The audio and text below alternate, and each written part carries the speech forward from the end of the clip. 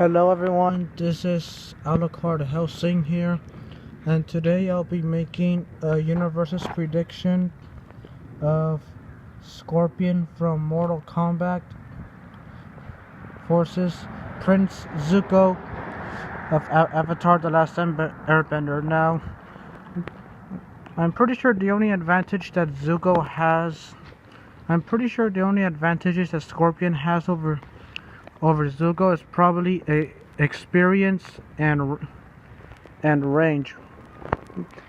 But Zuko has the advantage when it comes to strength, because he was able to shatter iron shackles with a single kick, and he was able to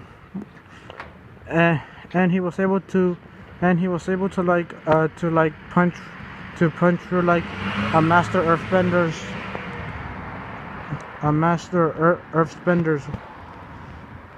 attacks. And Zuko, and one of his abilities is to like bend fire, so he could like manipulate and cast fire-based attacks, and he could also absorb and redirect lightning-based attacks.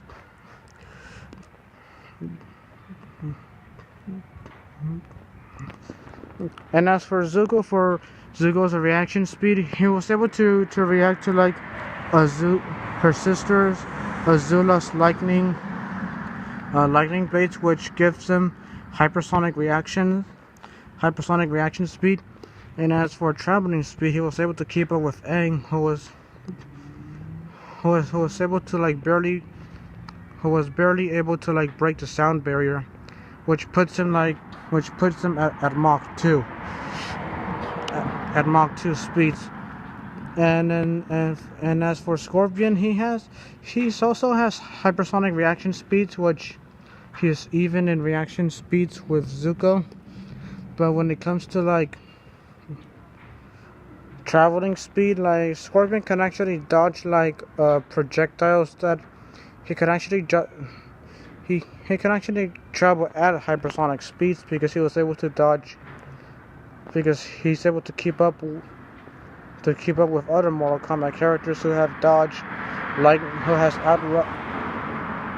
who has outpaced lightning-based attacks and other forms of attacks.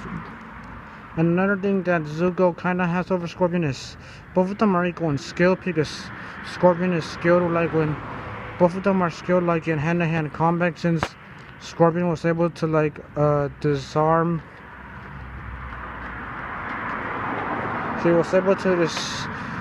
Scorpion was able to disarm most of the Mortal Kombat fighters, especially Sub-Zero, since Sub-Zero makes ice-based weapons. So,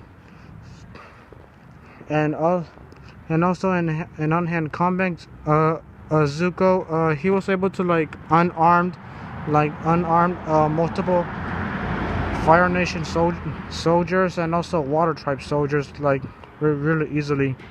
And with his twin dual blades, he's practically able to keep up with nearly 20 soldiers at once. And Zuko has also fought more experienced warriors as him, and he's also very agile, and he's an expert when it comes to acrobatics, as pretty much shown in many Avatar episodes. And the only weapon that Zuko is gonna be able to disarm Scorpion, because Scorpion is only like that kind of weapon. I forgot what it's called, but it's pretty much a drawing weapon. And Zuko, he's pretty much able to be to disarm Scorpion.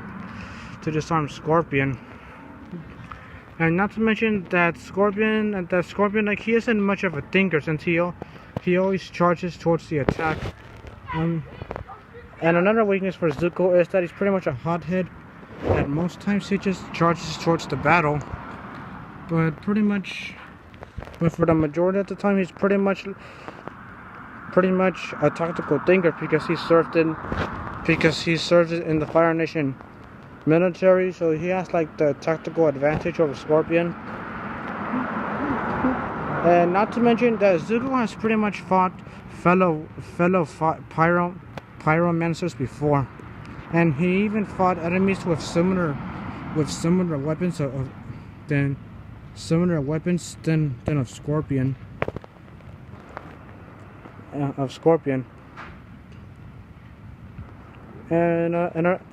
And another thing to add is that whose fire is more powerful. Well, I'm gonna say when it comes to like the range, like the distance of the fire attacks, it's gonna go to Zuko, since he has demonstrated to to draw his fire bend like